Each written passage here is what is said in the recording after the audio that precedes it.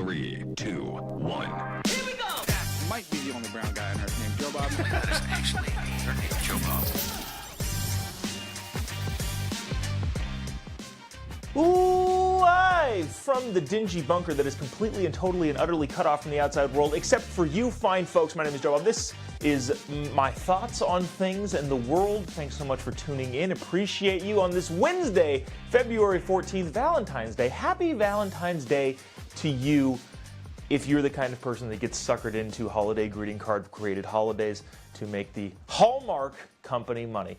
Got a lot of stuff to catch up on. There's a huge story, possibly, who knows if this will turn into a bigger thing, about Obama causing the Russia hoax. Wow, that wouldn't be surprising at all, which is probably the more concerning thing. Do you remember Rachel Dolezal, the NAACP president of her area, that turned out to be a white lady? Well, she's back in the news, and it's not good.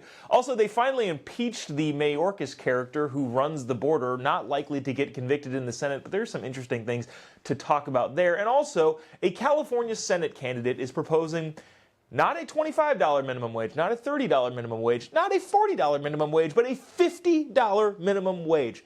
If you look at that as 40 hours per week, 50 weeks a year with 2 weeks vacation, that's $100,000 a year. That is the minimum possible amount of money that you should be making, according to this crazy lady who happens to be a U.S. Congresswoman and a running for Senate.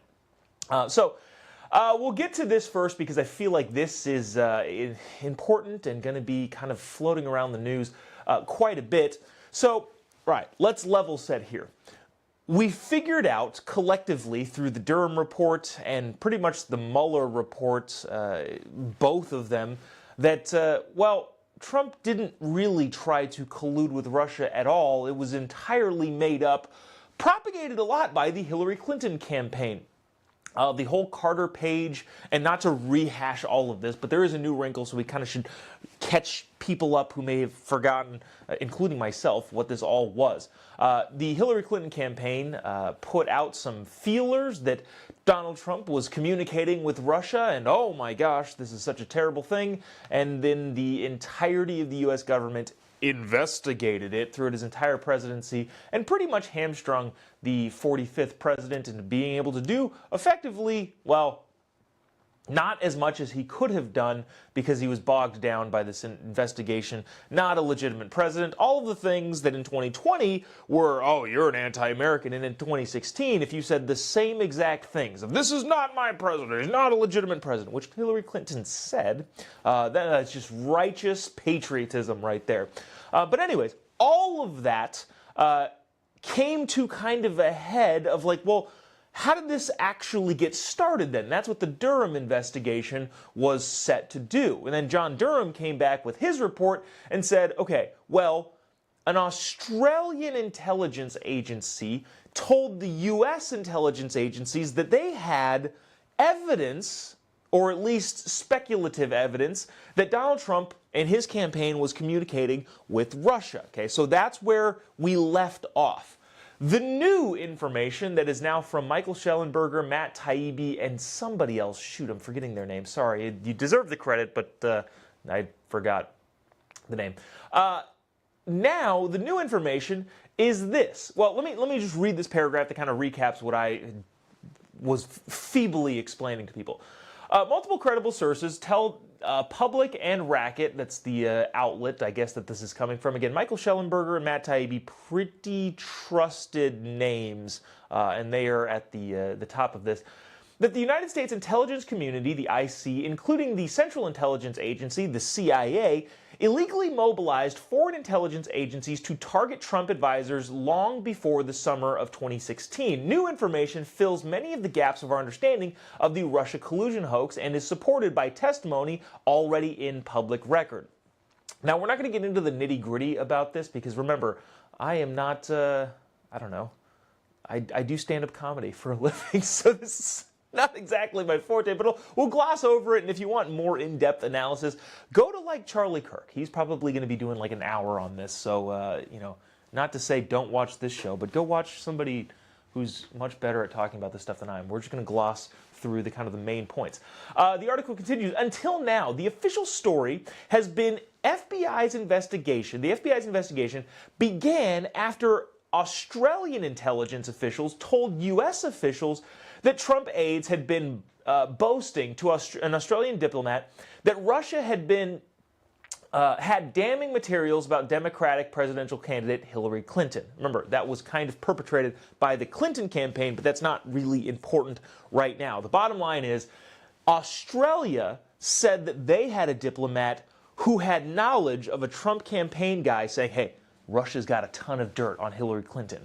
And then that prompted the Australian government to go, wait a minute, maybe the Trump campaign is colluding with Russia because this aide has some information which, again, was perpetrated by Hillary Clinton. And I wish this wasn't such this feels like a CIS screed where they've got different maps and pins and lines pointed out, but that's effectively what it is. The Clinton campaign put this idea apparently in the Australians' heads that Russia had damning information on Hillary Clinton, which was the candidate that perpetrated all this. Anyways, the question has always been, well, why was Australia involved in any of this at all? That doesn't really make any sense. Why would they even have any consideration in that? Well, this is now the new wrinkle.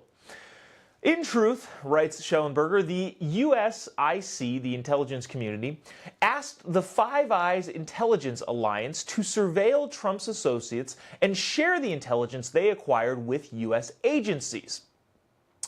If you don't know, the Five Eyes nations, the Five Eyes is like this, so it's the CIA in the U.S. and I forget what the British one is called. So it's the U.S., the U.K., Canada, Australia, and New Zealand. Those are the guys with the biggest intelligence agencies. I'm losing my... What is it called in the UK? Somebody in the comment section, let me know what the UK... It's not the Scotland Yard, is it? It might be. But I feel like... Anyways. Bottom line, those 5 countries are the Five Eyes, the intelligence that is supposed to be superior all around the planet. So according to whistleblowers, and I guess a bunch of them now, the U.S. intelligence community under Obama asked the international Five Eyes community, hey, can you keep tabs on this guy? And then, because of that request, one of the Five Eyes partners, the Australian guys, said, hey, I know you asked about this. We actually maybe think we found something. What they found was a Hillary Clinton thing, but that's beside the point. Now the Australian guys tell the U.S. guys, hey, we think we found something, and the U.S. guys, the FBI, goes, hey, Australia looks like they found something. But who directed Australia? Nobody knew, until now. Now it looks like the Obama administration, or at least the agencies within that were operating in the United States while Obama was president, were the ones that contacted the foreign allies to spy on Trump in the first place, according to a bunch of people. Again, this is all, who knows if this is going to be a big story, but at least as of right now, some pretty serious people, in my opinion, are writing in serious terms that this is what happened. If we were to work backwards, you have the entire Russian collusion hoax. Okay, well, how did that start? Well, the FBI investigated Carter Page. Okay, well, why was that happening? Well, one of our allies told the U.S. intelligence agencies, the FBI specifically, that, well, a Trump aide had Russian dirt on Hillary Clinton. Okay, well, how did that happen? Well, apparently, they were directed to spy on Donald Trump's aides.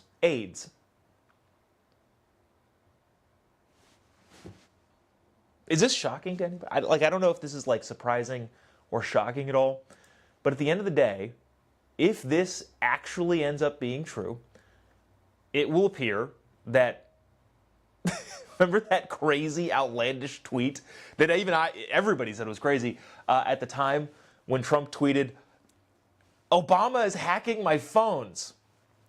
Well, we already kind of knew that that was true with the FBI, but then you have to ask, well, why was the FBI doing it? Well, it's because Australia had some information. Well, how did Australia know to look for that information? Well, because Obama told them to. I hope that all makes sense. Again, I understand that the level of intricacy here makes it sound very, well, the space aliens and and going to Mars, and then that's why the Obama administration colluded with Vladimir Putin and the Hillary Clinton. Like, I get that this sounds somewhat like that. But also, if you're able to follow all of the different pinpoints on the map, it actually kind of makes a lot of sense. And not makes sense from like a why somebody would do that. Well, I guess that makes sense too, to have ever dominant global power in perpetuity. That's why they're doing it. But just from a connect the dots, yeah, the Obama administration asked our foreign allies to check in on this guy that they don't like who's running for president. Then the foreign allies find something. They alert the FBI. Then the FBI launches into this crazy Russian collusion hoax in which two special counsels, Robert Mueller and John Durham, found effectively nothing. And this all goes to say, look, this is not really a defense of the Trump campaign, because I don't want to say as a person that worked on the Trump campaign, but as a contractor who was around some of the intimate parts of the Trump campaign, not involved at all in any way, shape, or form. If you don't know this, I did photos for Trump early on in his campaign, and having been a person who's worked on campaigns, it was an S show. Like, totally, and that's not like really new information. That's just me saying, hey, the little bit that I saw of the internal workings of the campaign, nobody knew what was going on.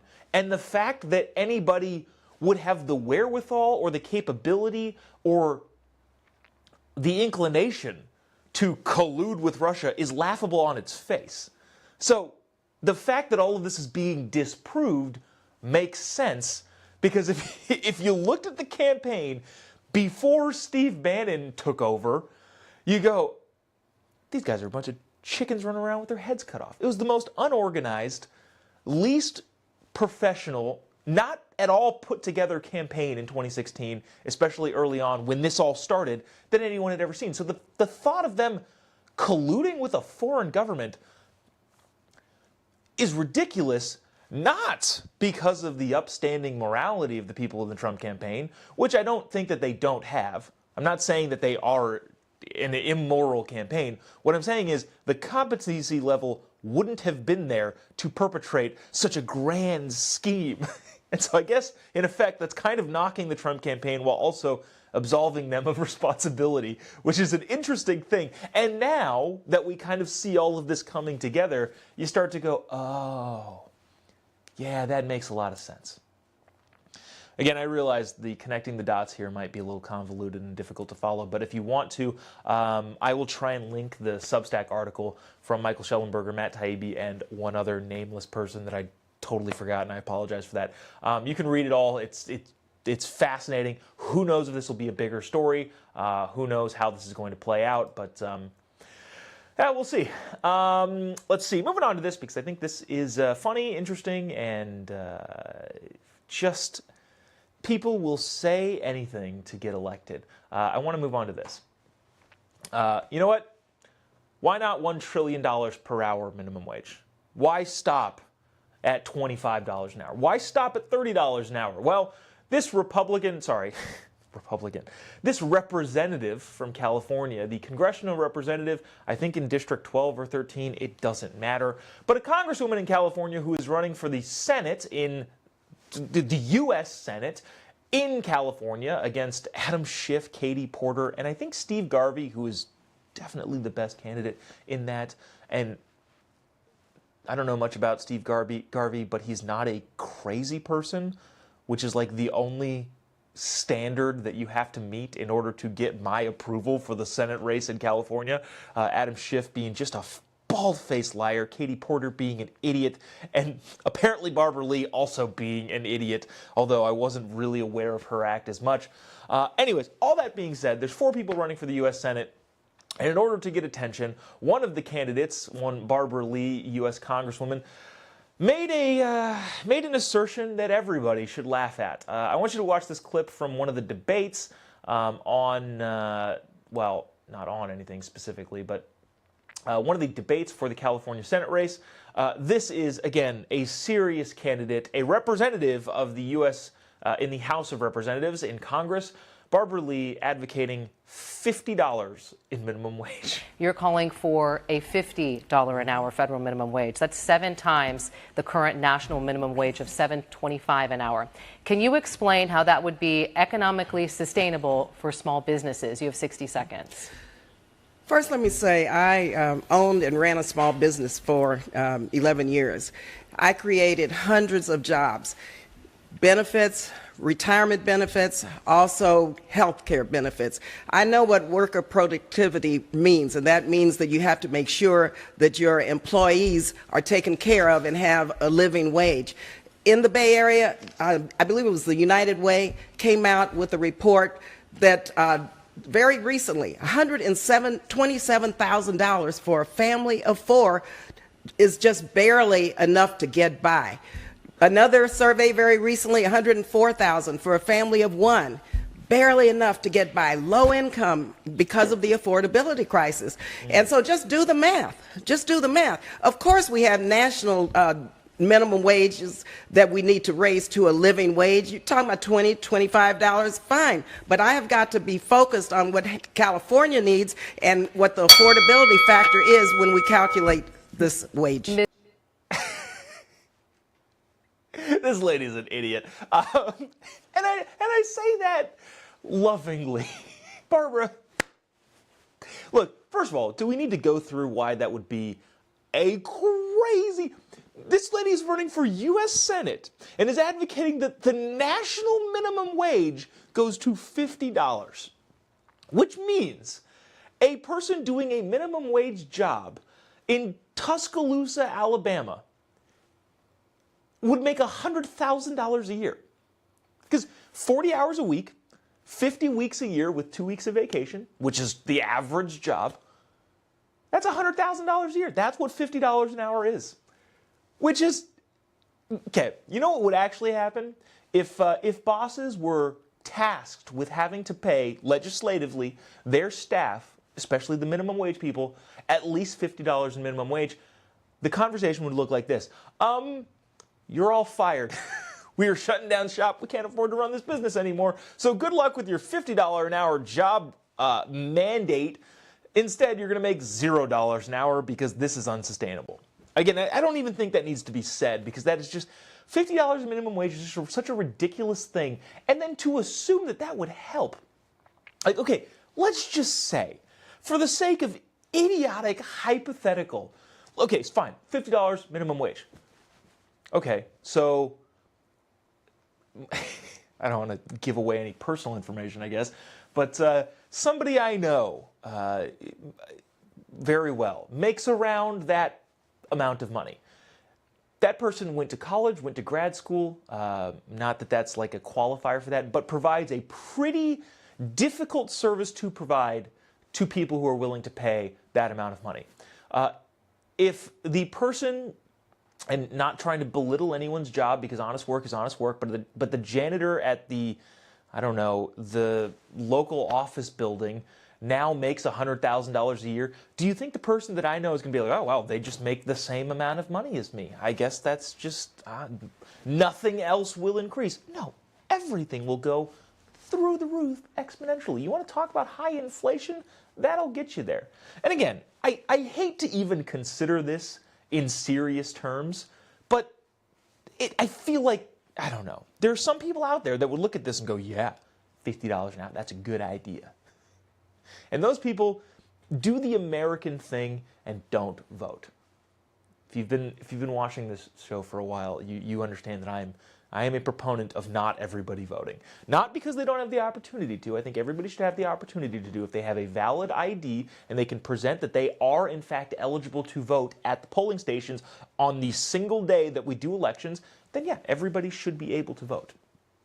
And a responsible citizen in this country who does not pay attention to anything and knows nothing about how the world works, the economy works, let alone how civics works, should have the opportunity to vote and not do it.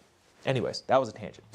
But one of the things that I wanted to point on, too, also in her little screed there, was that she was a small business owner for 11 years and employed hundreds of people. Okay, let's extrapolate on that a little bit. I went and looked at some of her resume, and her Wikipedia page says that she was a graduate student, and as a graduate student, founded some advocacy group in her community, which is fine, you're allowed to do that. But I don't think that counts as her small business, because that was a nonprofit founded by an advocacy group, and then she took an internship in Washington, D.C. on Capitol Hill. So I don't think that's what she's talking about. Instead, I think she's talking about the other small business that she quote-unquote founded that I can only find in one place. She was on Capitol Hill as the chief of staff to a U.S. representative until 1987. And then from 1987 to 1990, which we'll talk about what happened then, she moved back to the Bay Area and started a facilities management company. Now, the only place that I can find that is on her Wikipedia page, which some people have degrees of confidence in Wikipedia pages.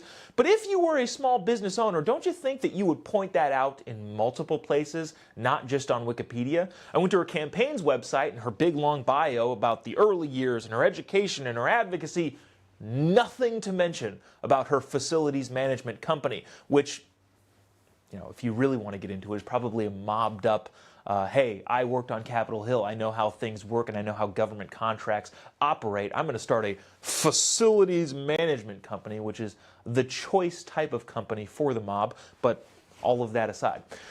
Then in 1990, she ran for the assembly in state of California and became an assemblywoman before going on to be a congresswoman for the same state, in that same kind of district.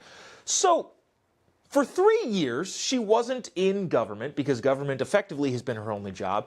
Wikipedia says she started a facilities management company, and then she claimed that she ran a small business for 11 years and employed hundreds of people. So by the word hundreds, we have to assume that it's at least 200. So what we're supposed to believe is that she left Capitol Hill, started from the ground level when she moved back to the Bay Area, started this facilities management company, which I guarantee you only got government contracts, and then in 3 years built it up to where it was running itself because she then had the time, inclination, and ability to go run for the assembly, which she probably had to start a year prior to that. But let's just give her that extra year. So in 3 years, she built up a company that was able to eventually employ over 200 people over the course of the 11 years, 8 of which she ran while also being an assembly member, and still managed to pay them an absurd amount of money? Because that's what she said that she did. She paid people a living wage. Does any of that sound believable? No. That's about as believable as Gavin Newsom's "I was in Target" story that we talked about yesterday. So aside from the fact of $50 minimum wage, that's what it should be for the American people, we also have this crazy lady just flat out lying about what she did, probably, throughout her career. There's no way to, check on this. I guess if I could go investigate. But I'm not going to do that. There's no reporting on that.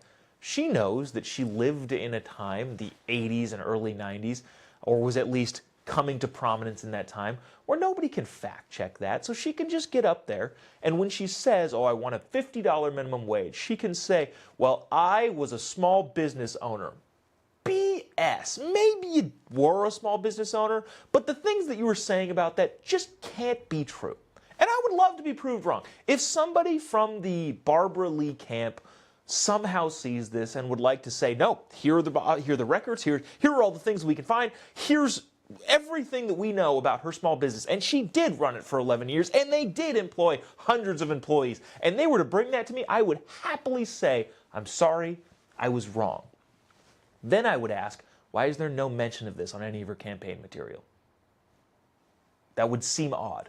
If she was this hyper-successful small business owner who paid all of her people a living wage, whatever the heck that means, why aren't you guys talking about it at all in her campaign? That would be a huge bright point. And also, why'd you close shop? Anyways. But a liar is running for Senate in California, but I repeat myself. Speaking of liars, we won't spend a ton of time on this because I don't feel like it's necessary. The border guy got impeached yesterday. The House, in the slim majority that they do have, which is even slimmer now that Republicans lost that Long Island seat because the racist Democrats didn't want a black woman to be their congressional representative, which again, I don't think that. That's just what they say. So I guess I'll parrot the talking points there that if you don't support the minority female, you are racist and sexist. Because that's what I've been told over and over and over again. That's the only reason people don't like Kamala Harris, because she's a black woman. Well, a black woman Republican was running against a white dude Democrat in the George Santos seat, and the Democrat won. The only reason I was saying that is because the House majority for Republicans, that was already the slimmest in history, got even slimmer. So, good job, Republicans. Way to hold everything together. Sorry for going on tangent. Eventually we'll talk about Alejandro Mayorkas, but there's really not much to say other than he got impeached by the super slim majority of the House that just got slimmer yesterday. From a 30,000-foot level, if you're looking at everything here, all of the people that want no compromises, from what I would do in a perfect world, I agree with you. No compromises on this, no compromises on that. Here's the problem. When you have a majority in the House and a tie in the Senate and don't have the executive branch, you do have to compromise. From a personal, if I were the king of the world, yes, all of the policies of no, we will not compromise on this, this is what we're going to make our stand on, yes, absolutely. But you don't have the numbers to do that in the House, and doing so anyways does not benefit anyone, especially the voters. So that being said, if Republicans want to continue to say, we will not compromise on this, you have to win more races, which has nothing to do with Alejandro Mayorkas. But again, the main story there is, he got impeached. The Senate will likely not convict, and all of that. I can't see some of the comments, so maybe I'll check some of those. Marcel says Republicans need to get their S together. Karen says, don't compromise on the border, it must be closed. Yeah, I agree. I totally agree. But also, we don't have enough votes in the House and the Senate or the presidency to go full-blown, all right, shut it off. So in the meantime, I actually am curious about this. What do you guys think about the border bill? Not good. Terrible border bill. The quote-unquote bipartisan border security bill. But I don't know if I understand the reasoning to vote against it. I don't like it, but it's better than what we currently have right now. And so that being said, knowing that we don't have the executive branch, knowing that we don't have the Senate, and knowing that we have a super slim majority in the House, I guess I don't understand why Republicans wouldn't take what they can get, knowing that, and this is, I guess, the big political key here, knowing that it won't fix the problem.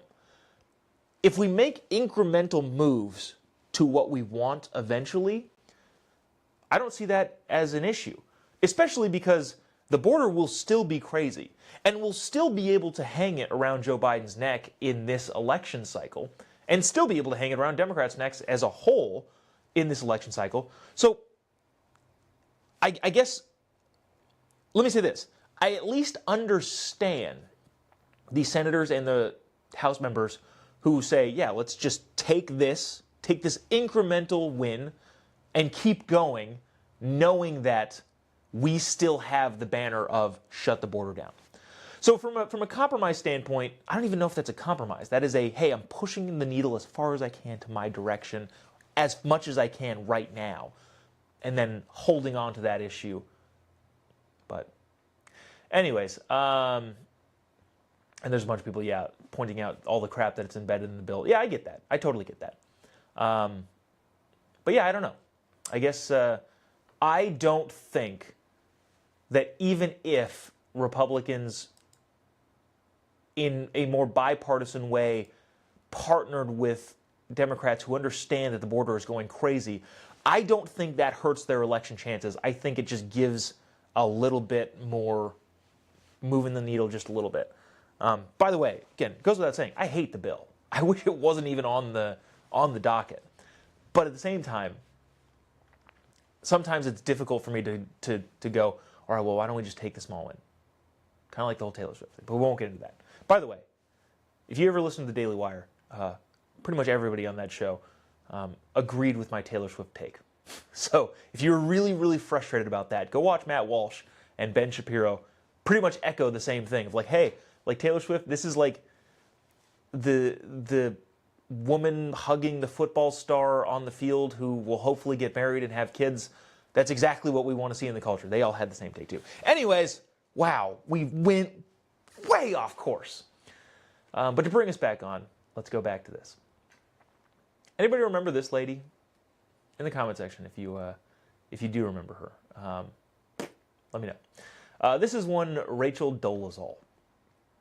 If you don't remember Rachel Dolezal, I will refresh your memory with this particular video. The context that I'll give here is Rachel Dolezal was the brave, bold president of a chapter of the NAACP, the National Association Advocacy Group. What does the NAACP stand for? I don't care enough to know this, but National Associations of American Colored People or something like that. National American Association of Colored People. I think, right? Somebody in the comment section let me know if that's right. Anyways, this lady was pretending to be black and got caught pretending to be black, even though she was the president of her NAACP chapter. Watch this video and maybe you'll remember who this lady was circa 2015-ish. Is that your dad? Yeah, that's my dad. This man right here is your father? Right there? You have a question about that? Yes, ma'am. I Okay. was wondering if your dad really is an African American man. That's a very, I mean, I don't know what you're implying. Are you African American? I don't understand the question of, I did tell you that yes, that's my dad. And he was unable to come in January. Are your parents, I'm are not- they white?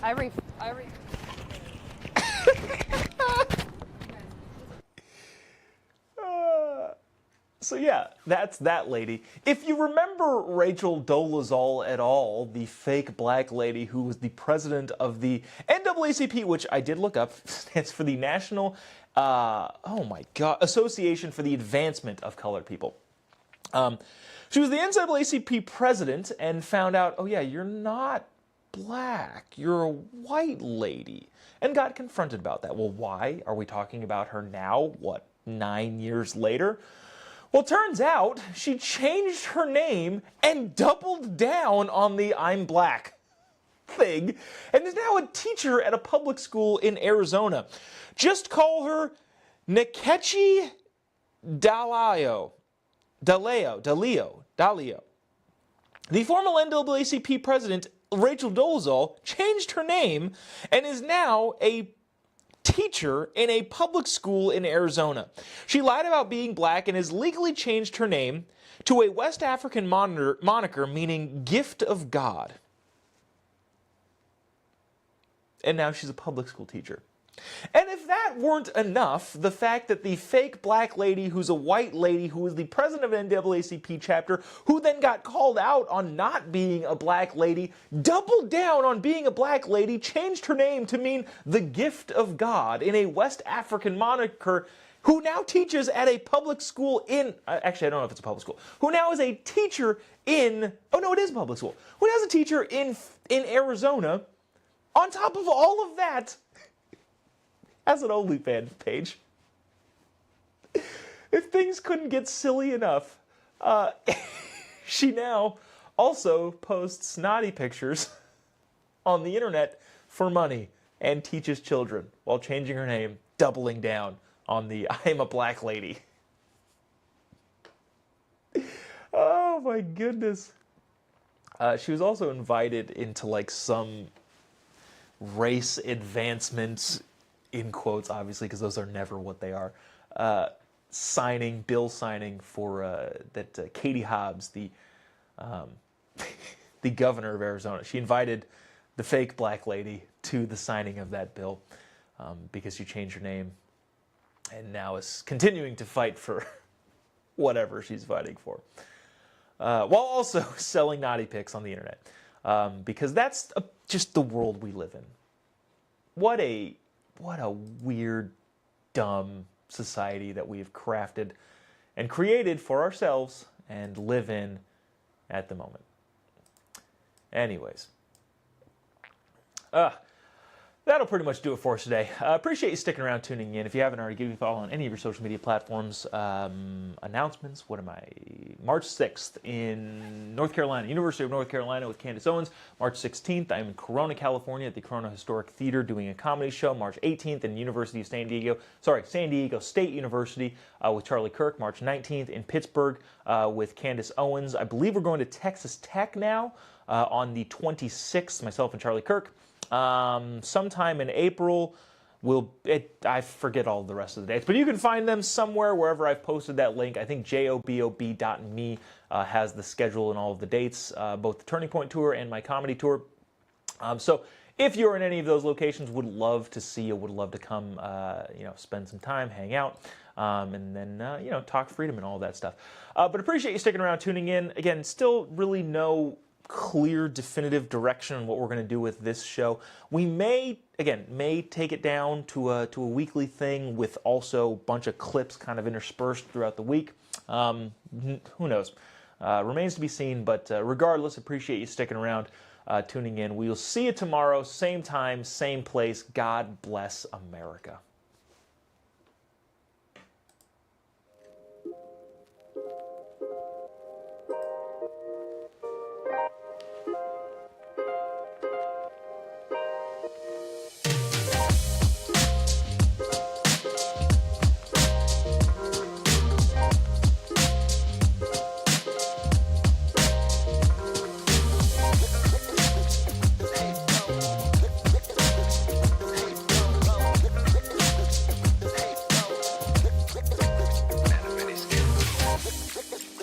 This